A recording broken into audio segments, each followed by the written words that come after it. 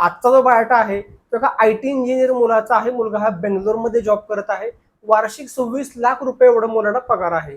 विनंती आहे कृपया व्हिडिओ पूर्ण ऐका, यांच्या अपेक्षा पूर्ण ऐका आणि तुम्ही स्वतः किंवा तुमची कोणतीही मुलगी जर का या अपेक्षेत बसत असेल तर स्क्रीनवरती तुम्हाला हे 2 नंबर दिसत आहेत. त्या नंबरवरती सकाळी 10 ते 5 या वेळेमध्ये संपर्क करा. आपल्या वधूवर केंद्रामध्ये नावनोंदणीविषयी माहिती घ्या आणि तुम्हाला जर का माहिती योग्य वाटली तर नक्कीच आपल्या वधूवर केंद्रामध्ये नावनोंदणी करा.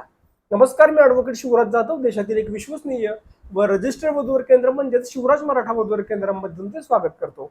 तर आपण या मुलाची थोडक्यात माहिती पाहूयात. मुलाचे जन्मवर्ष आहे 1997. उंची मुलाची 5 फूट 6 इंच आहे. रंग मुलाचा गोरा आहे. मुलाचे शिक्षण हे IT इंजिनिअरिंग फील्ड मधून झालेलं आहे आणि सध्या मुलगा हा बेंगलोर येथे जॉब करत आहे. वार्षिक 26 लाख रुपये एवढा मुलाला पगार आहे. मुलाच्या कुटुंबामध्ये आई, वडील आणि भाऊ असा त्यांचा परिवार आहे. त्यांचं मूळचं गाव हे सातारा जिल्ह्यामधील आहे, पण त्यांचं कुटुंब हे गेली अनेक वर्ष झाली मुंबईमध्ये स्थायिक आहे. गावी त्यांना 2 एकर एवढी शेती आहे. तसेच त्यांचे मुंबईमध्ये 2 फ्लॅट सुद्धा आहेत. त्यांची सर्वात पहिली अपेक्षा आहे की मुलीचं जे मूळचं गाव आहे ते सातारा जिल्ह्यामधील असावं आणि मुलगी ही IT कंपनीमध्ये जॉब करणारी असावी.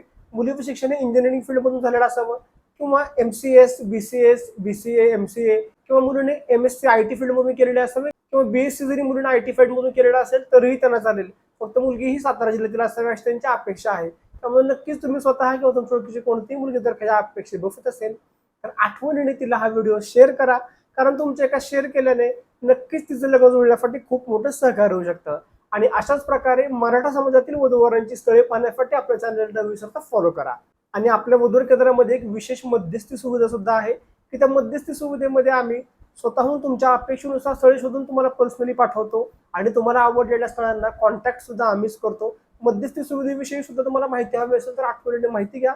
फक्त आम्ही मध्यस्थी सुविधेमध्ये लिमिटेडच लोकांची नावनोंदणी करतो आणि त्यासाठी काही आमचे टर्म्स आणि कंडिशन्स आहेत, त्यामध्ये बसत असाल तरच त्यामध्ये नावनोंदणी केली जाते. धन्यवाद. जय शिवराय.